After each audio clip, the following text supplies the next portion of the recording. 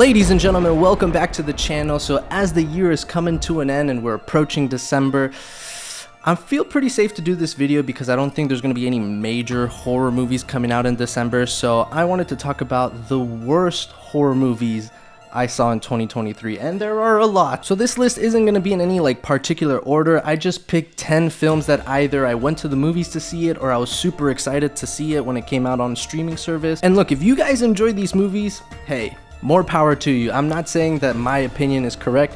It's just my opinion. And if you guys haven't seen some of these and you really want to see it, don't let my opinion or list discourage you. Definitely go check it out, make your own opinion. But without further ado, let's get into the worst horror movies that I have seen this year. Alright, starting off with number 10, it's gonna be Winnie the Pooh, Blood and Honey. I don't think I need to spend a lot of time on this one. I think it's pretty self-explanatory. I don't think anybody thought this movie was gonna be a great horror movie, but if we're gonna do a list of the worst horror movies you saw this year, you can't do a list like that and not include Winnie the Pooh, Blood and Honey. Now, in all fairness, I gotta be honest, the first minute or two of this movie is like a little sketch, like a cartoon sketch that kind of sets the framework of the story, and to be honest, I like that part. Like that first minute or two, I was hooked. I was like, okay, this could be good. And then the next hour and 24 minutes is just downhill from there. I mean, there's nothing about this movie that's memorable other than its The acting's bad, the story is bad, the design is bad, the scares are bad. I mean, what else do you want? Everything is bad in this movie. Moving on to number 9, it's gonna be Scream 6. I did not like this movie. I mean, first of all, I'm not a huge fan of Ghostface. I'm not a huge Scream franchise fan, so I understand what the first one did for the horror genre, and I give respect to that movie. It's a fantastic horror movie that really revolutionized the genre. However, with that being said, it's just, a franchise that's just milking the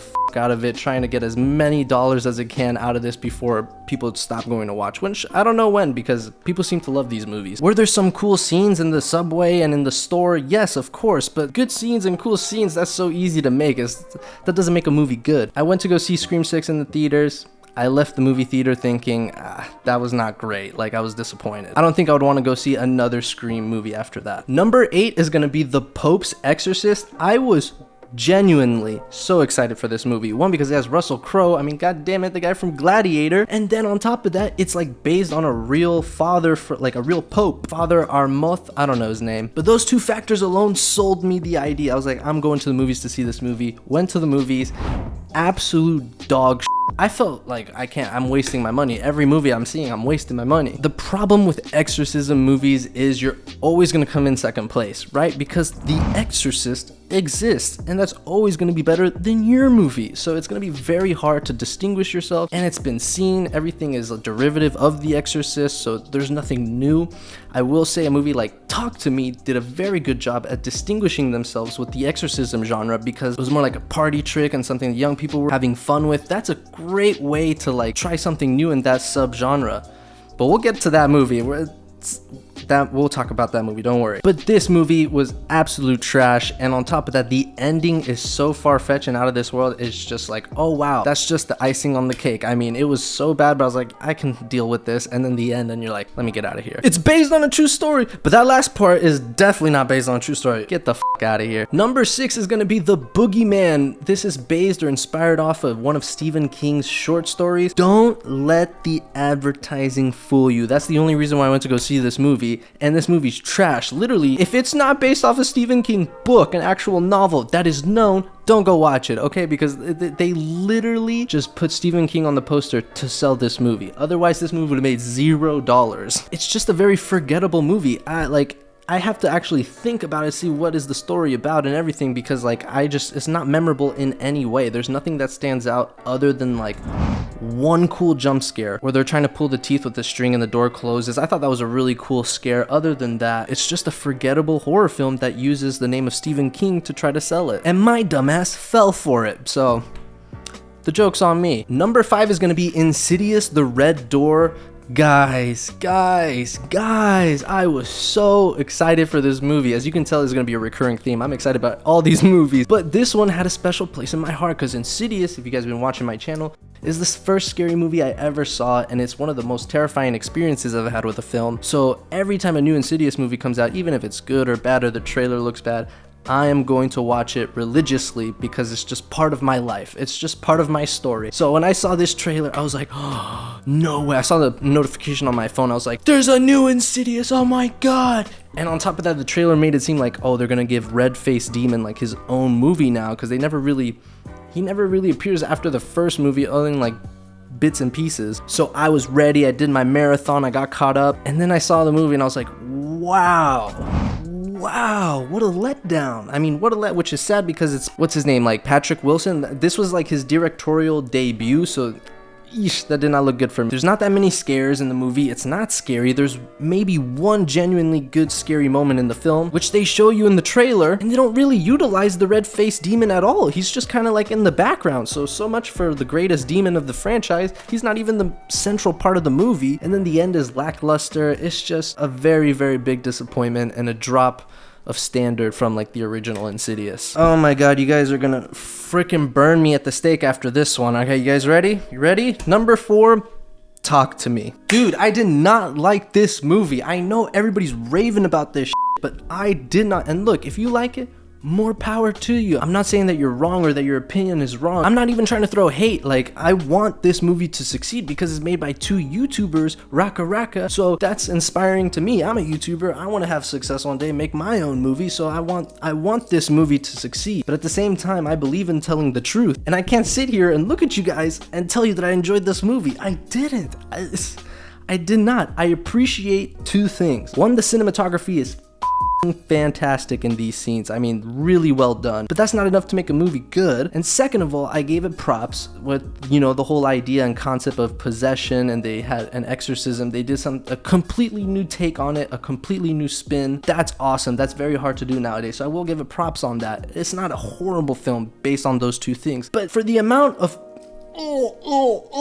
everybody talking about this movie, I mean, just praising it like it's the next goddamn big thing, chill the out. No way, bro. This movie was not on that level. No way. My biggest issue with the movie, I just didn't care about the characters. I didn't like them. I didn't find them interesting. The actors weren't that captivating to me. Other than that, the story is mediocre at best for me. Look, I get this. People love this movie. You guys are gonna freaking come to me and burn me at the stake. I get it. I didn't like it. That's my god honest truth, okay? Number 3, it lives inside. Guys, I lost my job to watch this movie, okay? Quite literally. Like, now I was gonna quit that job anyways, in my defense, but it was the day I could have gone into work, or I wanted to see this movie. I was like, I don't want to go to work today, so I called in. I was like, I'm not showing up today, and I went to go see this movie, and it sucked ass. That is one of the worst experiences you could have when you, not only is the movie bad and I was excited for it, I lost my job. I mean, willingly, but still, I look back, I'm like, man, I should have gone in for one more shift and got paid, son.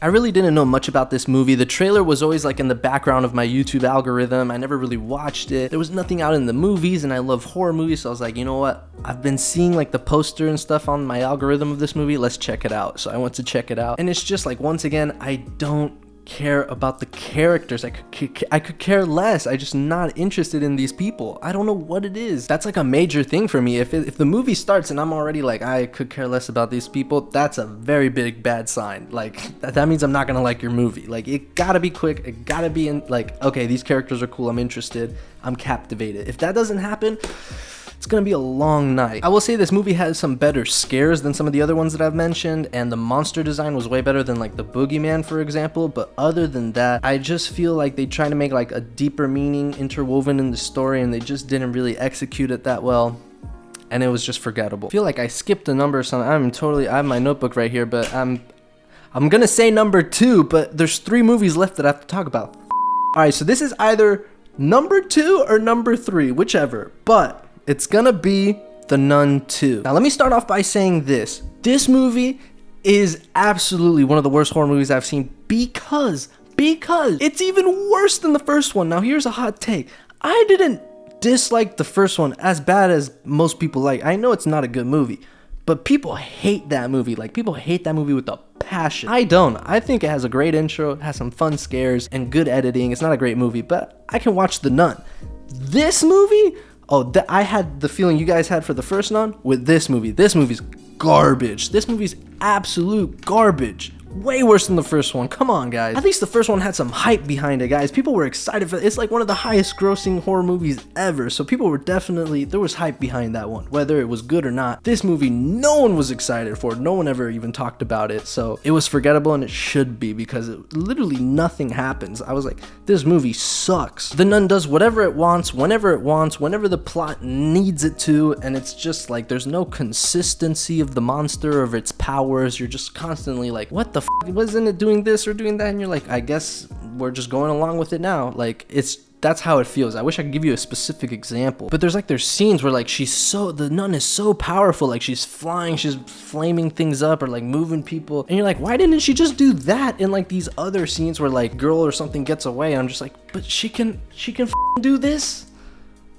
This doesn't make sense. All right, number 1 is Five Nights at Freddy's. This was my most anticipated movie out of all of them. This was the one. I've played the games, I bought the books, I read the books. This was the movie I was waiting for. I was so excited the month of October, just watching Markiplier videos and just getting myself ready. And then you watch the movie.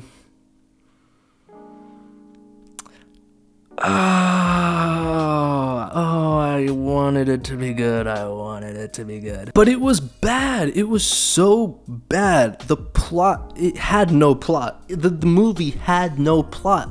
Argue with me, bro. What is the plot of the movie?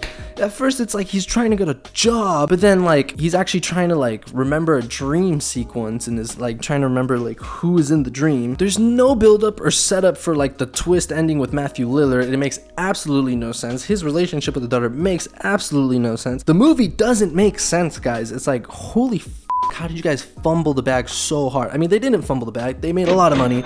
So we're gonna get the whole trilogy, which I hope to God they do better in the second and third movies, because I'm gonna watch them. You know, I'm a sucker for these. But this movie was bad. It's so sad because the animatronics look so cool, bro. I'm such a fan of practical effects, and there's so many special effects and CGI that just take over this industry. So whenever practical effects are like on scene, I like to support those kind of movies. These animatronics were fantastic, but the fact that it's not rated R, the kills couldn't be that scary. And like I said, no matter how much I love seeing Josh Hutcherson again in a movie, as much as I love seeing Matthew Lillard again in the movie sucked balls. Actual literal balls. And Markiplier wasn't in the intro. Big no-no. Okay, somewhere along the way I f***ed up with my numbers, because there's definitely another movie on this list, and it's Thanksgiving. I didn't hate this movie. It's well shot, it's well paced, there's some good fun scary moments, but it's not a great movie. Like, it's not one of Eli Roth's best. It's not something I feel the urge to rewatch. The only reason why I feel like people are going to rewatch this movie is because the only scary movie about Thanksgiving, there's literally nothing else. There's Planes, Trains, and Automobiles, which is a comedy. But other than that reason, I don't feel like it's a classic people are going to come back to and be like, yo, did you see Thanksgiving? No, I didn't feel that with this movie. It was fun. I had a good time. I made a review saying I loved it, but it's not it's derivative of Scream, so we've seen it before. It's nothing new, and it's a slasher movie, you know what I mean? Eli Roth has way better films if you like horror. Check out Hostel, check out The Sacrament. Those are way better. Cabin Fever, way better movies of his like catalog. So that's it for today's video. I hope you guys enjoyed it. Those are my 10 worst horror movies that I've seen this year. Let me know down in the comments what you guys agree with, what you guys disagree with. Leave a like as always, and stay tuned for the next video, because I will be talking about the best horror movies of this year, which there weren't that many. So stay tuned for that video, and I'll catch you guys on the next one. Peace.